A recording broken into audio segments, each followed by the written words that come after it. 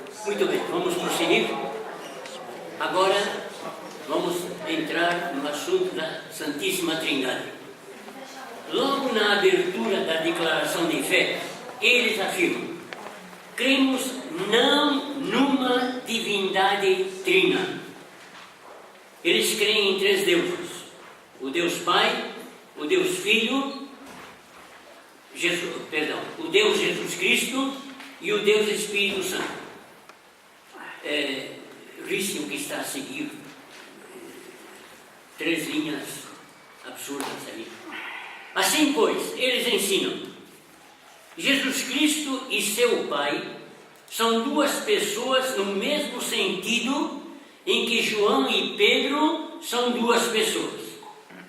Cada qual possui um tabernáculo organizado e individual, incorporado na forma material e composto de substâncias materiais na semelhança do homem, e possuindo todo órgão, limite e parte física que o homem possui.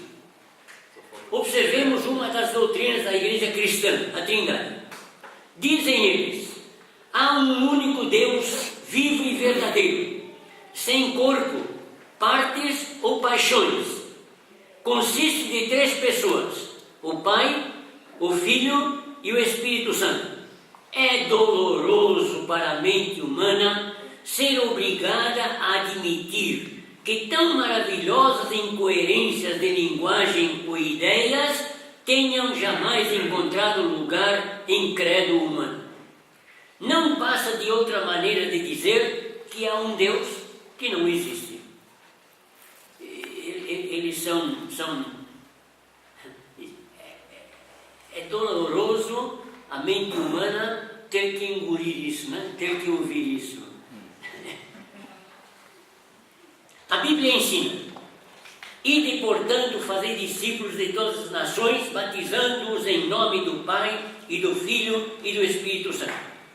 Considere-se que batizar, está faltando uma sílaba, batizar num nome, no singular, inclui em nome do Pai, do Filho e do Espírito Santo.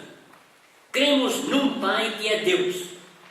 A todos os amados de Deus que estáis em Roma, chamados para ser de santos, graça a vós outros e paz da parte de Deus nosso Pai e do Senhor Jesus Cristo.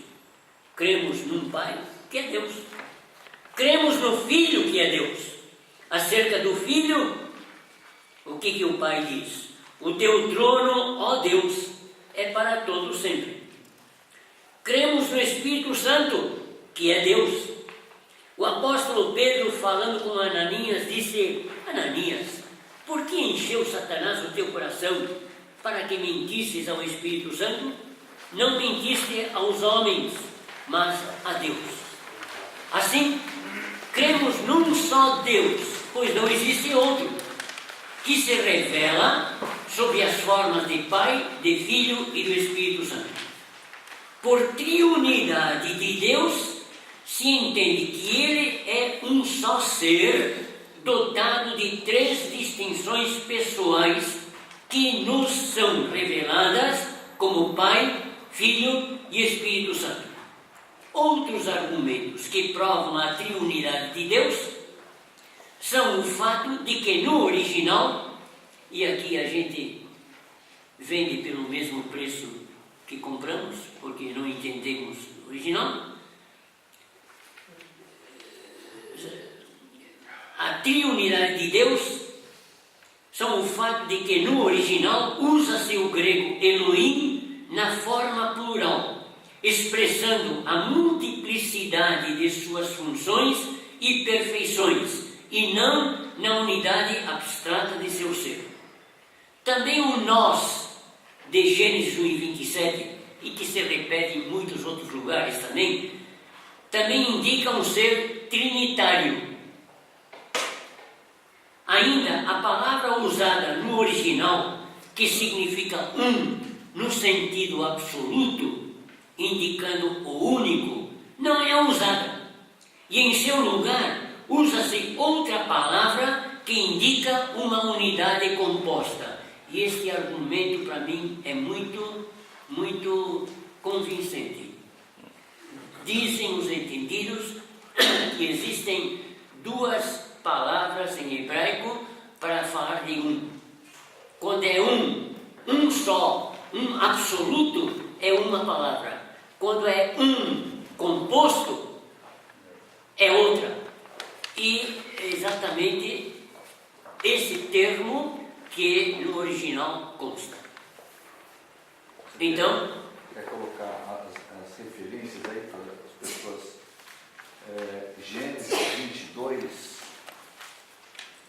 Gênesis 22 e 2, acrescentou Deus: toma teu filho, teu único filho, Isaque, a quem amas.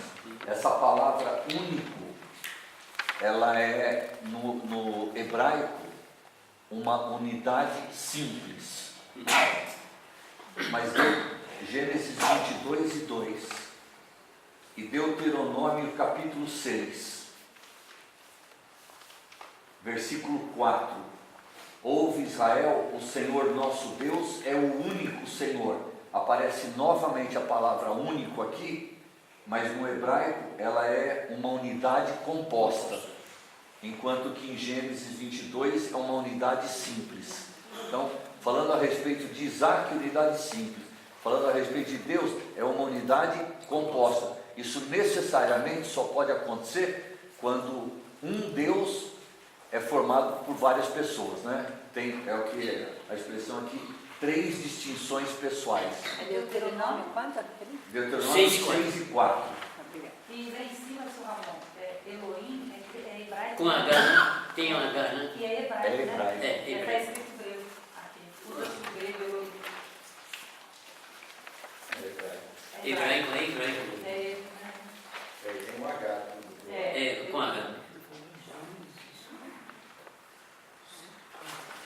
Eu estou lendo outra coisa.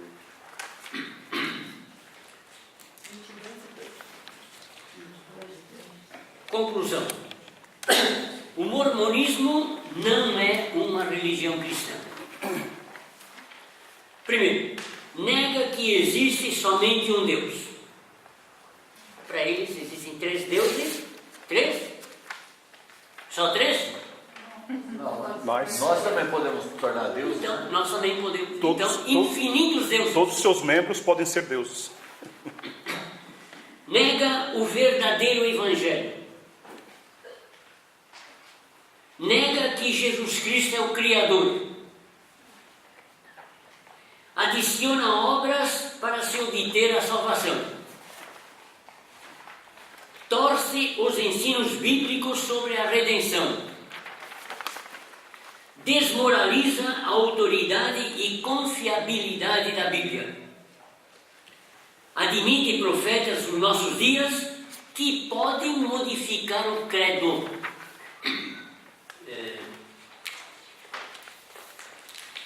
Podem modificar o credo. Eu achei isso depois, nem coloquei no PS.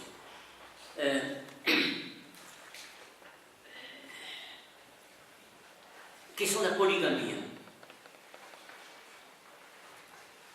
Por que eles eram polígamos e agora deixaram de ser? Recentemente deixaram de ser. Primeiro, não pode se negar a poligamia no mormonismo. José Smith, inclusive tenho aqui a última linha, ele teve Registrou em 27. Né? 48, poligamia. Se alguém estiver interessado, tem o nome de todas elas. Dessas 48, tem o nome de todas elas. Não coloquei aqui para não tomar lugar desnecessariamente. Então, e o Brigham Young, que foi depois dele, também tinha, parece que 50 mulheres. Por que acabaram com a poligamia? e outros líderes eram polígamos também. Acontece que o presidente dos Estados Unidos ameaçou botar todos eles na cadeia, acabar com o mormonismo por causa da poligamia. Então, um tal de Woodruff, daqui para frente não vamos apoiar a poligamia. Daqui para frente vamos acabar com isso aí. Mas recentemente um dos chefões, ele disse que acabaram, mas se houver alguma visão, alguma revelação, pode voltar. Vejam bem o que estão planejando. O irmão falou eles querem conquistar a presidência dos Estados Unidos. Né? Se conseguirem isso, o que vai acontecer? A poligamia vai voltar. E hoje, quando se fala com algum desses rapazes que vão pela rua, eles dizem, não, nós não apoiamos a poligamia. De fato, oficialmente não apoiam. Mas é possível voltarem a apoiar. Afinal de contas, eles são deuses, né? Prosseguindo, considerando o absurdo de suas doutrinas, provenientes apenas da imaginação de seus líderes, e não compreendendo como é que tais doutrinas podem ser aceitas por pessoas de bom senso, concordamos perfeitamente com as palavras do apóstolo Paulo. O Espírito afirma expressamente que nos últimos tempos alguns apostatarão da fé por obedecerem a espíritos enganadores e a ensinos de demônios. É muito comum encontrarmos dois rapazes jovens, gentis e educados, vestindo calça e uma camisa, com um crachá sobre o bolso esquerdo, onde se lê Igreja de Jesus Cristo dos Santos dos Últimos Dias. Ficamos sabendo que se trata de um par de missionários desta igreja, fazendo proselitismo para ensinar a religião de José Smith Jr. Eles não são maus elementos, mas aviso você que se trata de perigosos fanáticos religiosos que tentam levar todo mundo para a sua igreja. Talvez eles usem a Bíblia falando com você, mas o mais comum é que usarão o livro de Mormon, que é a sua base doutrinária. Se você tem condições, trate de direcioná-los para o que a Bíblia ensina sobre Jesus Cristo, Deus e a salvação. Se não tiver condições, então siga o conselho do apóstolo João, a senhora eleita. Muitos enganadores têm saído pelo mundo fora, os quais não confessam Jesus Cristo vindo em carne. Assim é o enganador e o anticristo. Acautelai-vos para não perderdes aquilo que temos realizado com esforço, mas para receberdes completo galardão. Todo aquele que ultrapassa a doutrina de Cristo e nela não permanece, não tem Deus. O que permanece na doutrina, esse tem tanto o Pai como o Filho. Atenção agora. Se alguém vem ter convosco e não traz esta doutrina, não o recebais em casa, nem lhe deis as boas-vindas, porquanto aquele que lhe dá boas-vindas faz-se cúmplice das suas obras más. 2 João 7 e 11. A 11. Se tiver condições, retruque. Fale do Evangelho. Fale do que a Bíblia ensina. Se não tiver condições, eu não vou dizer para não pegar a literatura deles. Eu pego. Dos testemunhos de Jeová, eu pego. Para evitar que aquele folheto caia nas mãos de outras pessoas. Eu pego, pico e jogo fora. Eu faço isso também. Está evitando que aquilo chegue às mãos de outra pessoa. Última folha que eu não tive, coisas que eu, depois que já tinha preparado a apostila, descobri e não tive coragem nem vontade de intercalar. Primeiro, José do Egito profetizou de Smith, descendente dele. Está aqui, segundo livro de Nefe, capítulo 3, versículos 4 a 25. José do Egito profetizou a respeito de José Smith. Segundo, eu acho que ele não pensava que um dia o homem chegaria na Lua. Os habitantes da Lua têm cerca de 1,83 m. Vestem-se como os quáqueros, todos igual. Chegam a viver quase 1000 anos. O homem já esteve na Lua, não viu. Isso aqui está tudo desmoralizado. Desmoralizado. Não tem moral nenhuma. Terceiro, Smith, com exceção de Cristo, fez mais pela salvação dos homens do que qualquer dos homens. Ainda bem que deixaram de lado o Senhor Jesus Cristo. Que pena, foi assassinado, né? Um louco a menos. Quarto, Smith profetizou que Israel voltaria à Palestina ainda em seus dias e que o início do milênio também seria em seus dias. Mas Israel voltou em 1948, mais de 100 anos após a sua morte. Quinto, Smith foi condenado por ler bola de cristal, adivinhar a sorte e andar à caça de fortuna por um juiz em Bainbridge, Nova York, em 1926. Isto é, 6 anos após a sua suposta visão. Sexto, o livro de Mormon contém trechos dos livros litúrgicos das igrejas anglicana e metodista fundadas nos séculos XVI e XVIII. Se o livro de Mormon tivesse 1400 anos antes de Cristo, como é que podia ter trechos da Bíblia King James e dos rituais litúrgicos da igreja anglicana e da igreja metodista? Ele copiou, pegou de aqui, pegou de lá. Sétimo, o livro de Mormon fala de edifícios, templos, sinagogas e santuários que não existiam quando teria sido escrito o livro de Mormon. Oitavo, o livro de Mormon fala de espadas e escudos, de cereais, sedas, bois, vacas, elefantes, de ferro, cobre e aço, que não existiam naquele tempo e só chegaram em 1492 com os descobridores da América. Nono, e nosso irmão me lembrou disso aí.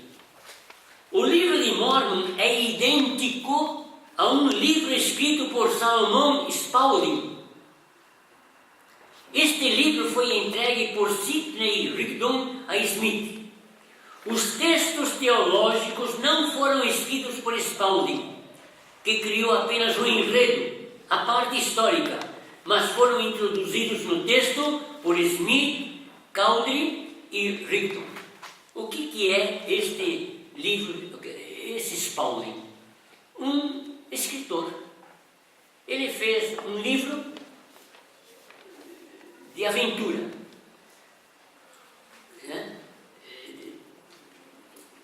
Homens teriam vindo para a América, tal, teriam vindo lá da Torre de Babel para a América, e raças diferentes teriam lutado entre si. A parte histórica foi Spaulding que fez. Só que este livro de Spaulding foi entregue para Smith. o nosso amigo, entre aspas. E o que ele fez? Ele aproveitou o enredo, encaixando partes religiosas, pseudo-espirituais, e deu no livro de Mormon. o item 8 é muito interessante. Os itens 7 e 8 mostram que o livro de Mórmon foi, na realidade, posterior, não anterior, como ele diz. Edifícios, templos, sinagogas, santuários não existiam quando teria sido escrito o livro de Mórmon. Espadas, escudos, cereais, sedas, bois, vacas, elefantes, ferro, cobre, aço, não existiam naquele tempo.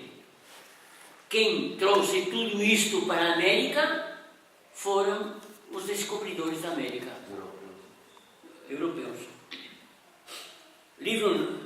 Item 9 é muito interessante. A parte, o enredo histórico não foi dele, foi de Spalding. Os encaixes religiosos é que são de origem do Smith. 10º, o Templo de Salomão levou 7 anos e meio para ser construído, por 180 mil homens. É o que nós lemos em 1 Reis 6:38, 2 Crônicas 2:2.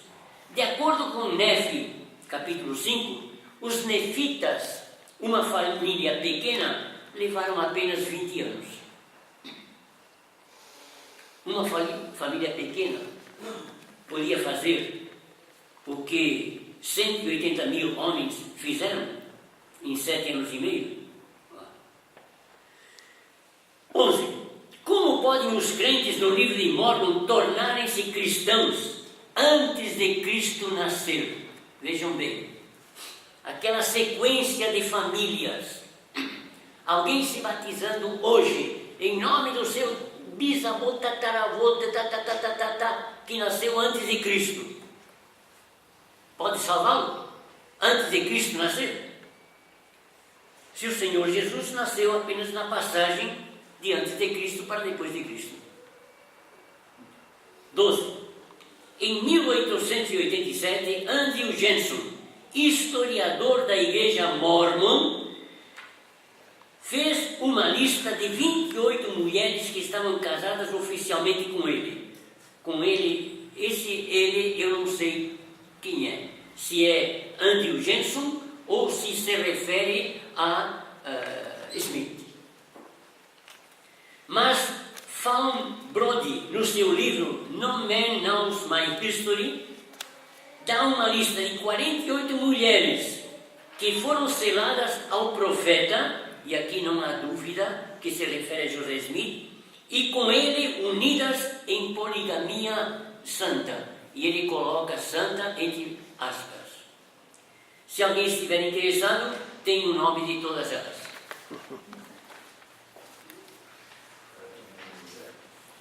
Ao que coloquei aqui, só quero ler mais uma vez o que eu já li a respeito do inferno. É o lugar onde o diabo e seus seguidores habitam. É o lugar onde há o afastamento total de Deus. O número de almas humanas que vão para lá é pequeno. Seria tão bom, né? Deus não está ansioso para condenar seus filhos. Todos terão oportunidade de aceitar Jesus Cristo. Se não nessa vida, então depois da morte. Ali não há uma dor física, mas há uma dor de consciência pelos pecados cometidos.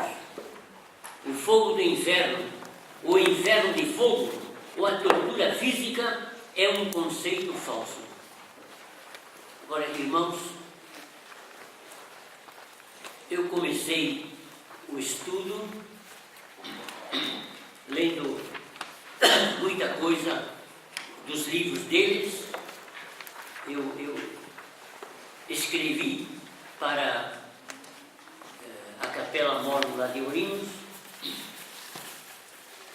Eu pedi o livro de Mórmon deles e pedi outros livros e me disseram por que eu queria. Eu disse que eu queria fazer um estudo sobre o mormonismo. Eles se propuseram vir à minha casa para me doutrinar. Então eu disse que primeiro eu queria conhecer a doutrina para depois entrar em diálogo com eles. Diante disso, eles não me procuraram. Não me procuraram. Eu fiquei até contente para não recebê-los na minha casa. Contente por poder seguir a orientação de João na sua segunda carta. Nem os recebais.